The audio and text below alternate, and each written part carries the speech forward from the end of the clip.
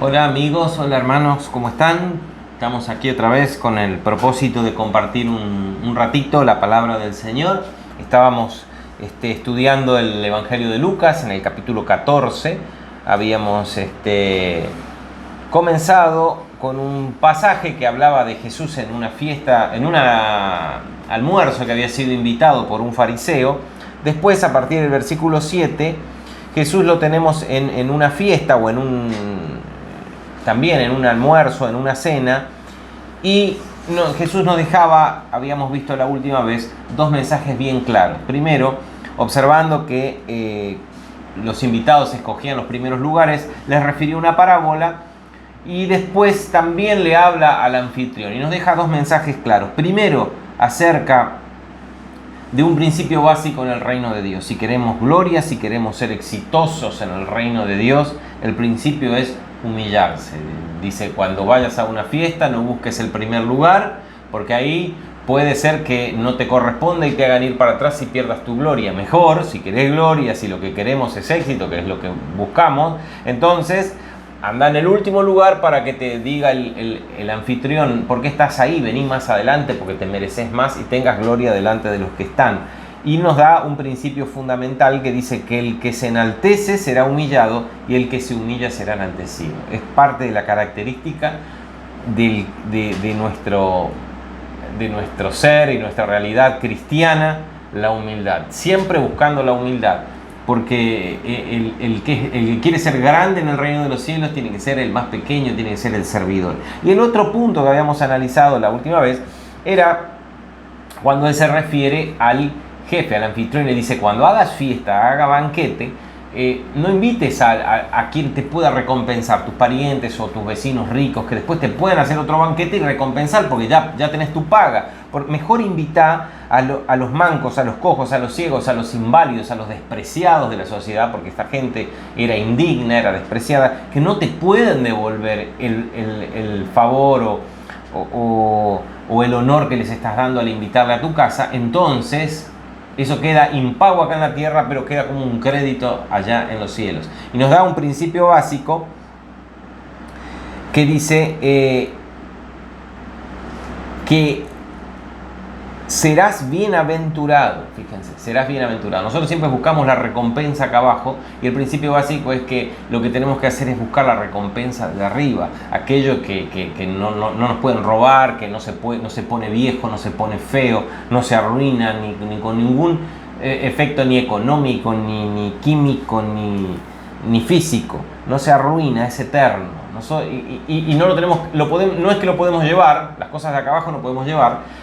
Eso tampoco lo podemos llevar, sino que nos está esperando, porque es un tesoro que vamos acumulando allá, y cuando entremos en la resurrección, fíjense, serás recompensado en la resurrección de los justos, ¿no? Entonces, cuando lleguemos a esa instancia, vamos a encontrarnos con lo que nosotros hayamos acumulado de riqueza en el reino de los cielos, riqueza espiritual. ¿Y cómo se acumula esa riqueza? Y poniendo la mira en las cosas de arriba y buscando las cosas que realmente tienen que ver con la eternidad, buscando esos tesoros que se hacen solamente por gracia de Dios, con la humildad y siguiendo justamente los principios del reino de los cielos. A partir del versículo 15, que es lo que tendríamos que ver hoy, Jesús narra una parábola, lo hace a partir de una simpática exclamación de alguien, aparentemente de alguien que estaba en ese almuerzo o en esa comida en donde Jesús estaba invitado, donde había hecho esas referencias. Y evidentemente que después, cuando Jesús dice serás bienaventurado porque ellos no pueden recompensarte, pero te será recompensado en la resurrección de los justos, y está hablando de un banquete, alguien dice en el versículo 15, oyendo uno de los que estaban sentados con él a la mesa, o más bien, como dice el original, reclinados con él a la mesa, le dijo, bienaventurado el que coma pan en el reino de Dios. No sé si se refiere al pan de harina de trigo o algún tipo de harina. Se está refiriendo al que participe del banquete mesiánico. Todo judío tenía, y por eso para entender esta parábola tenemos que ver un poquito el contexto, todo judío tenía en mente la idea de que cuando viniera el Mesías, iba a haber regocijo, iba a haber abundancia, iba a haber plenitud. Todo eso se asemejaba a la idea de un banquete suculento, en donde todos iban a estar felices, alegres, participando de una gran comida con el Mesías, con el Rey. Esa era la idea. Por eso la exclamación es bienaventurado. Porque Jesús dice bienaventurado porque vas a ser recompensado en la resurrección de los justos. Y este hombre dijo bienaventurado, sí, ojalá nosotros estemos. Qué lindo va a ser para aquellos que logren estar sentados a la mesa del Rey, ¿no? Porque habla del reino de los cielos, un rey, a la mesa del Rey, a la mesa del Mesías. Esto lo podemos ver con claridad en el capítulo 25 de Isaías, donde hay un cántico de alabanza respecto de lo que Dios va a hacer. Vamos a verlo a partir del versículo 6. Dice que Jehová de los ejércitos hará en este monte, estoy leyendo la Reina Valera versión 60 del año 1960, dice, y Jehová de los ejércitos hará en este monte a todos los pueblos banquete de manjares suculentos, banquete de vinos refinados, de gruesos tuétanos y de vinos purificados. Fíjense la idea. ¿Quién? Dios. Esa es la profecía de Isaías, que estaba bien en clara y tenía que ver con la misión y con el resultado de la venida del Mesías. Dios iba a ofrecer, dice, hará en este monte, está hablando del monte de Sión, donde estaba Jerusalén. En este monte, dice que Jehová va a ofrecer un banquete suculento con vinos refinados y destruirá en este monte la cubierta con que están cubiertos todos los pueblos y el velo que envuelve todas las naciones, ¿no? El velo que lo envuelve, que no les deja ver, que no les deja llegar a Él los destruirá. Y destruirá a la muerte para siempre, y enjugará Jehová el Señor toda lágrima de todos los rostros, y quitará la afrenta de su pueblo de toda la tierra, porque Jehová lo ha dicho. Y se dirá aquel día, he aquí, este es nuestro Dios, le hemos esperado y nos salvará. Y este es Jehová, a quien hemos esperado, nos gozaremos y nos alegraremos en su salvación. La idea del banquete era el disfrute de la salvación, el disfrute de la presencia del Mesías, y la presencia del Mesías incluía la salvación, la liberación, el regocijo. Donde, fíjense, más atrás dice, porque convertiste la ciudad la ciudad del montón, la ciudad fortificada en ruinas, el alcázar de los extraños. El alcázar es la torre, el fuerte de los extraños. No sea ciudad ni jamás sea reedificado. Por esto te dará gloria el pueblo fuerte, te temerá la ciudad de gente robusta, porque fuiste fortaleza al pobre, fortaleza al menesteroso en su aflicción, refugio contra el turbión, contra el calor, porque el ímpetu de los violentos es como turbión contra el muro, ¿no? Como Jehová va a tener una benevolencia hacia los pobres y hacia los desvalidos. Leo esto de Isaías para que tengamos en mente lo que los oyentes de Jesús, originales de esta parábola, tenían en mente cuando se hablaba del banquete, es decir, de comer pan en el reino de Dios significaba esto. Hay otras imágenes proféticas donde también se habla del banquete y a Dios ofreciendo un banquete, ¿no? El mismo Salmo 23 dice, preparas banquete delante de mí en presencia de mis angustiadores, es decir, me das abundancia en medio de la lucha, en medio de mis problemas me das abundancia, estás conmigo, ¿no? Me preparas un evento de alegría y de gozo en mi angustia y en mi aflicción. Esa era la imagen que se tenía de lo que iba a acontecer con el pueblo de Israel cuando viniera el Mesías. Bien, entonces podemos entender el significado de la exclamación del versículo 15. Dice, oyendo esto, uno de los que estaban sentados a la mesa, oyendo esto, ¿qué? Lo que Jesús había enseñado en el pasaje anterior que estábamos viendo, ¿no? No hagas banquete, cuando hagas banquete, por eso está hablando del banquete, llama a los pobres, a los mancos, a los cojos, a los ciegos, y serás bienaventurado, porque ellos no te pueden recompensar, pero eso te será pagado en la resurrección de los justos. Está refiriéndose a Jesús, a la obra mesiánica. Entonces, una persona que estaba ahí se exaltó porque le gustó lo que Jesús estaba diciendo y dijo, bienaventurado, Señor, el que coma pan o participe de ese banquete del reino de Dios. Entonces Jesús le responde Como estas personas que estaban ahí eran evidentemente dignatarios judíos, digamos, de la élite gobernante, Jesús le refiere una parábola muy interesante, muy profunda, que tiene que ver directamente con ellos a modo de advertencia. Y tiene varios detalles que también vamos a tener que contextualizar para poder entenderla. Dice, un hombre hizo una gran cena y convidó a muchos, ¿no? Un hombre, entonces tenemos que ponerlo en la mente de las personas que están escuchando a Jesús. Un hombre hizo una gran cena e invitó a muchos. ¿A quiénes se invita? Fíjense, se invita a las personas que uno admira, que son dignas de la invitación. Uno siempre hace, y siempre en las costumbres de aquella época, uno hacía un banquete e invitaba a las personas que consideraba dignas de esa invitación. Entonces, este hombre, el protagonista de la parábola, evidentemente era un hombre rico, porque invitó a muchos, pudo hacer un banquete para muchos, y seguramente convidó a personas de su dignidad.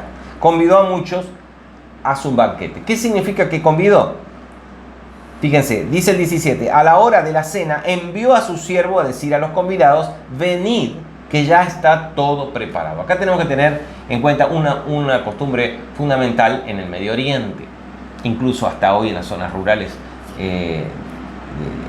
es usado. Siempre la invitación a un banquete, a una fiesta que no es simplemente un almuerzo común, sino que es una fiesta especial, una boda o algún evento especial, siempre se requería de doble invitación.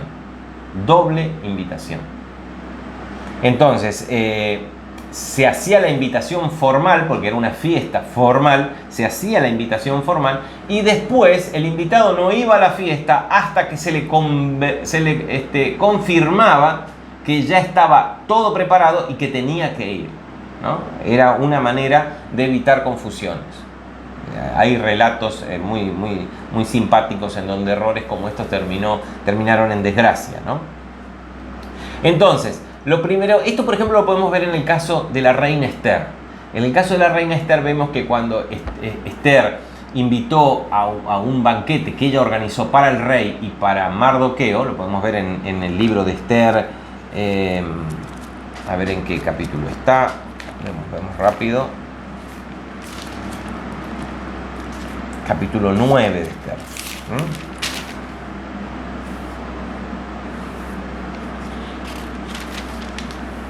No, perdón, el capítulo 6 vemos, fíjense, en el capítulo 5 dice, Amán, que era el enemigo del pueblo de Israel, dijo, también la reina Esther a ninguno hizo venir con el rey al banquete que ella dispuso, sino solo a mí. Y también para mañana estoy invitado con ella y con el rey. Ya estaba invitado. Pero fíjense en el capítulo 6, versículo 14, dice que estaban considerando ciertas cosas que le habían pasado a Amán, y dice, aún estaban ellos hablando cuando los eunucos del rey, es decir, los que servían a la reina, llegaron apresurados para llevar a Amán al banquete que Esther había dispuesto. Siempre había una doble invitación. Una era la que se hacía formalmente y se aceptaba, y tenía un sentido práctico, porque si una persona iba a organizar un banquete, y hoy mismo, si uno tiene que organizar una fiesta, tenés que saber cuántos invitados hay para poder calcular la comida, el lugar, el espacio, la bebida. Entonces, se hacía una invitación formal que había que confirmar. Una vez que eso estaba confirmado, entonces el anfitrión preparaba la comida, la cantidad calculada para que no falte la cena. Lo mismo el vino, era fundamental, la cantidad de vino necesario, como decía Isaías 25, vino refinado, ¿no? Lo mismo, la cantidad de ubicaciones en la mesa, cómo disponer las cosas, la cantidad de vasijas y vajillas que había que utilizar. Era de sentido común. Entonces, por eso siempre había dos procesos en la invitación. Uno era aceptado, y a partir de la aceptación, de la confirmación, ya no se podía volver atrás a menos que hubiera una causa realmente excusable. Así que, primero dice que convidó a muchos, es decir, estos confirmaron que iban, estos muchos. Entonces, a la hora de la cena, es decir, eran muchos, habrá matado un becerro, no habrá matado un cabrito, porque eran muchos. Una vez que el animal estaba preparado, es decir, cocinado y todo lo demás estaba listo, entonces se hacía que mandaba a los sirvientes a buscar a los invitados, a avisarle, ya está lista el banquete, vengan. Entonces los invitados que ya tenían el día y la hora, ya más o menos sabían, estaban preparados, simplemente estaban esperando que vinieran a confirmarle que ya tenían que ir, y ahí iban. Así que envió a su siervo a decir a sus invitados, vengan que ya está todo preparado. Ahora sí, vengan, no hay vuelta que darle. La idea del mensaje teológico que se está dando acá es que la cena, el banquete mesiánico que Jesús estaba proponiendo, ya estaba listo, estaba preparado. Los invitados, los primeros invitados, porque vamos a ver que hay otros personajes después, estos primeros invitados, los que eran dignos, o se creían, porque les está hablando a ellos, a los fariseos, ellos se creían dignos principales del banquete, del rey, ellos eran los primeros que iban a tener que estar, si venía el Mesías, según ellos eran los más dignos. Ellos habían dicho que sí, porque ¿quiénes les habían, cómo habían sido invitados? Por siglos de profecías. Los profetas ya le habían anunciado que vendría el Mesías. Así que ellos formaban parte de ese pueblo o de ese grupo de los muchos que fueron convidados. ¿Cómo fueron invitados estos personajes? Mediante los profetas. No tenían excusa, no podían rechazar la oferta y la invitación. Solo estaban en un proceso de espera para que viniera la invitación final. Y entonces dice, el siervo fue a decirle, venid, ya está todo preparado. Es el momento, llegó el Mesías. No hay más nada que ustedes tengan que hacer. Simplemente la oferta fue hecha. La invitación estaba, ahora ustedes solo tienen que venir, participar, disfrutar de este evento que tantos años y tanto tiempo se estuvo esperando, ¿no? Fíjense que Jesús en el capítulo 13, acá en Lucas, en el capítulo anterior, Jesús les está hablando y en el versículo 26 dice, entonces comenzaréis a decir, delante de ti hemos comido y bebido y en nuestras plazas enseñaste. Perdón, vamos al versículo 24, dice, esfuércense por entrar por la puerta angosta, porque os digo que muchos procurarán entrar y no podrán. Después que el padre de familia se haya levantado y cerrado la puerta y estando fuera empiecen a llamar a la puerta diciendo, Señor, Señor, ábrenos. Él respondiendo os dirá, no sé de dónde sois. Entonces comenzarán a decir, ¿cómo no sabes de dónde somos? Si estuvimos contigo, estamos en este grupo especial de personas, en nuestras plazas enseñaste, pero os dirá, os digo que no sé de dónde soy, apártense de mí todos vosotros hacedores de maldad. Allí será el llanto y el crujir de dientes. Entonces, cuando vean a Abraham, a Isaac y a Jacob y a todos los profetas en el reino de Dios, y vosotros estáis excluidos, porque vendrán del oriente y del occidente, del norte y del sur, y se sentarán a la mesa del reino de Dios. Otra vez haciendo referencia al banquete mesiánico. Vendrán de todas partes, pero ellos van a quedar excluidos. Les dice Jesús, estamos hablando del capítulo anterior, Jesús viene hablándole directamente a los judíos, y tiene que ver directamente con este tema. Jesús sigue hablando del mismo tema. Fíjense, van a estar... No todos los judíos quedarán excluidos, porque fíjense que va a estar Abraham, Isaac y Jacob, que representan a todo el pueblo de Israel, y todos los profetas que representan justamente a todos aquellos que denunciaron los pecados del pueblo de Israel, y ustedes van a estar excluidos. Este grupo de personas van a estar excluidos. Y no solo eso, sino que vendrán del oriente, del occidente, del norte y del sur, acá estamos nosotros también, y se sentarán a la mesa del reino de Dios. Y he aquí que hay postreros que serán primeros y primeros que serán postreros. He aquí que hay algunos invitados oficialmente que van a quedar afuera, van a quedar finales, y otros que ni siquiera estaban invitados van a participar de la mesa del rey.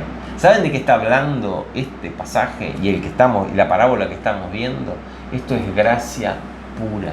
es el amor de Dios, o sea, la gracia de Dios, el favor de Dios hacia nosotros, expresándose en un amor profundo hacia nosotros.